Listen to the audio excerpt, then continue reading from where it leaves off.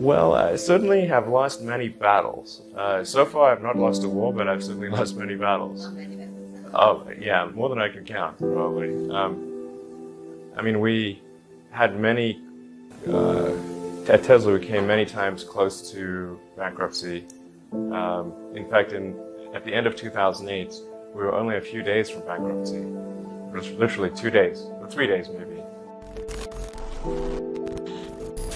I gave basically both SpaceX and Tesla from the beginning a probability of less than 10% of likely to succeed. In the beginning, I wouldn't even let my friends invest because I didn't want to lose their money. I thought it was like, I'd rather lose my own money. We almost did die at SpaceX actually. So I budgeted for 3 flights.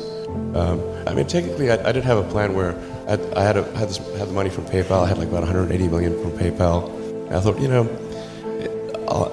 I'll allocate half of that to SpaceX and Tesla and Solar City, and that should be fine. I'll have 90 million, like, it's just lots, But then what happened is things cost more and took longer than I thought. So I had a choice of either put the rest of the money in or the companies are going to die.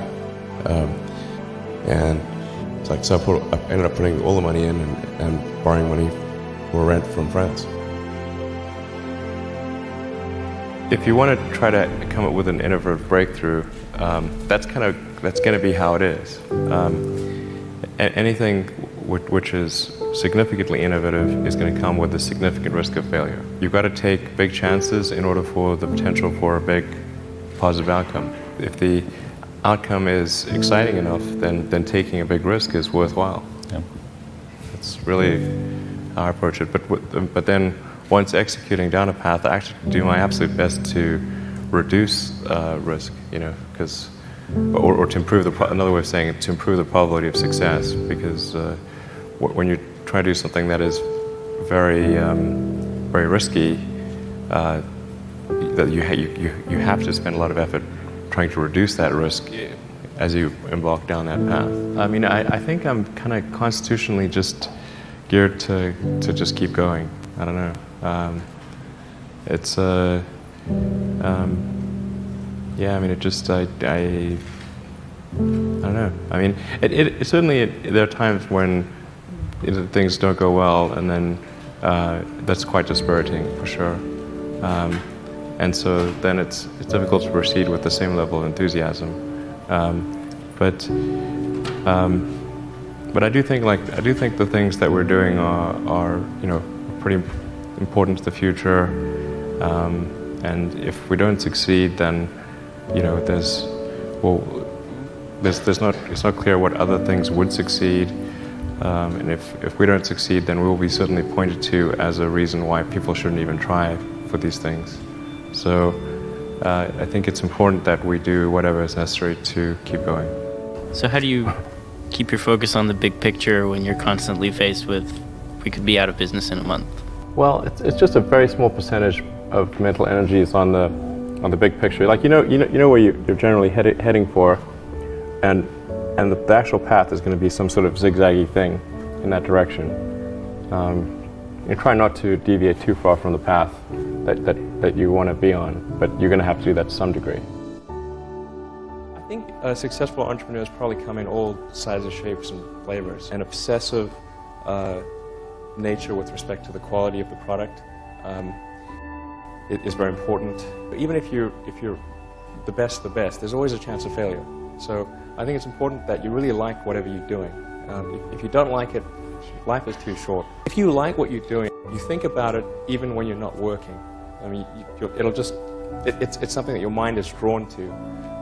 And if you don't like it, you just really can't make it work, I think. A lot of times people think like creating a company is going to be fun. I would say it's not. It's really not that fun. I mean, there are periods of fun, and there are periods of where it's just awful.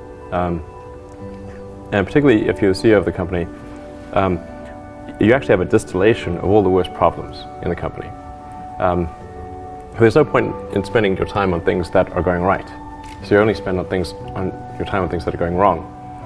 And there are things that are going wrong that other people can't take care of. So you have like the worst. You have a filter for the crappiest problem in the company. the most pernicious and painful problem, I think you have to feel quite compelled to do it and have a fairly high pain threshold. And there's a friend of mine who says like starting a company is like staring into the abyss and eating glass. And there's some truth to that. The staring into the abyss part is that you're going to be constantly facing the extermination of the company. Because most startups fail. It's like 90%, arguably 99% of startups fail. So that's the staring into the abyss part. You're constantly saying, okay, if I don't get this right, the company will die. It can be quite stressful. And then the eating glass part is you've got to do the problems. You've got to work on the problems that the company needs you to work on, not the problems you want to work on. And so that's you end up working on problems that you'd really wish you weren't working on.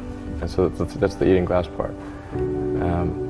And that goes on for a long time. You may have heard me say that it's good to think in terms of the physics approach of first principles, which is, rather than reasoning by analogy, you boil things down to the most fundamental truths you can imagine, and you reason up from there.